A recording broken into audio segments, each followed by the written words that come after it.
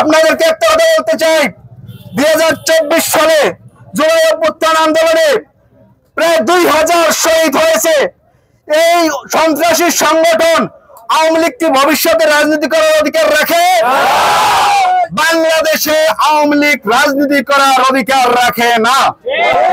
আমরা সরকারকে অতি বিলম্বে জানাতে চাই, আপনারা কেমন কেমন জানি করছেন।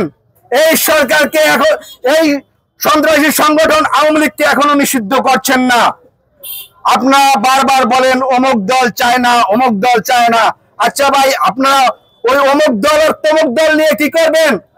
আপনারা ওই শহীদ পরিবারের কাছে আপনারা মতামত নিন, আপনারা ওই আহত পরিবারের কাছে মতামত নিন। তারা যে সিদ্ধান্ত নেবে সেই সিদ্ধান্ত আপনারা বাস্তবায়ন করেন। আমরা 1971 সালে এদেশ স্বাধীন করার জন্য মুক্তিযুদ্ধ করেছি, কিন্তু আমরা 53 বছরে এদেশ মুক্ত হতে পারি নাই। 2024 সালে এসে এদেশের জনগণ এদেশ থেকে প্রেসিডেন্ট পতনের মাধ্যমে পুরোপুরি বাংলাদেশ মুক্তি করেছে। আমরা বলতে চাই, গণ অধিকার পরিষদ বিগত দিনে যেমন জনগণের কথা বলে আসছে, আগামী দিনেও জনগণের কথা বলে যাবে। আমরা বিভিন্ন সময় হামলার শিকার হয়েছি, আমরা নির্যাতনের শিকার হয়েছি। বিভিন্ন নূর আপনাদের এই চরাঞ্চলের সন্তান, চর বিশ্বাসের ছেলে, আগামী দিনে গলাচিপা, দশমিনা, পটুয়াখালী 3 আসনে নির্বাচন করবে। আমরা আশা রাখি আগামী দিনে ভবিষ্যতে গণ অধিকার পরিষদ 300 আসনে ক্যান্ডিডেট দেবে।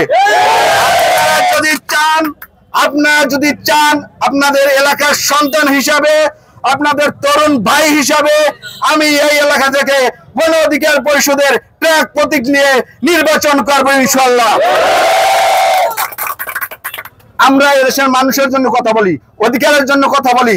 এই চরাঞ্চলের মানুষ, আমরা যখন বলি যে ঢাকা শহরে আমাদের বাড়ি পটুয়াখালীর রাঙ্গাবলী উপজেলায়, বলে যে এরা তো চরের মানুষ, চোররা। আপনারা কি চোররা নাম শুনতে চান? আর আমাদের এই অঞ্চল থেকে কোন প্রতিনিধি এই পর্যন্ত সংসদে গেছে? আপনাদের রাঙ্গাবলী উপজেলা থেকে কেউ গেছে? এখন পর্যন্ত যায় নাই। আপনারা যদি আমার পাশে থাকেন, আপনারা যদি আমাকে সাপোর্ট করেন, ইনশাআল্লাহ আমি আগামী দিনে ওই সংসদে গিয়ে আপনাদের জন্য কথা বলবো। কেন আমাদের রাঙ্গাবলী উপজেলা অবহেলিত থাকবে? কেন অবহেলিত থাকবে? আমাদের এই উপজেলায় কেন একটা হাসপাতাল নাই? বিগত দিনে যারা এই অঞ্চলের প্রতিনিধিত্ব করেছে তারা কি করেছে? তারা এই দেশের জনগণের জন্য কি করেছে? ভোটের আগে আইলে ভাই ভোট দেন, ভোট দেন, এভাবে তো হয় না রে ভাই। আপনি দেশের জনগণের জন্য কি করেছেন?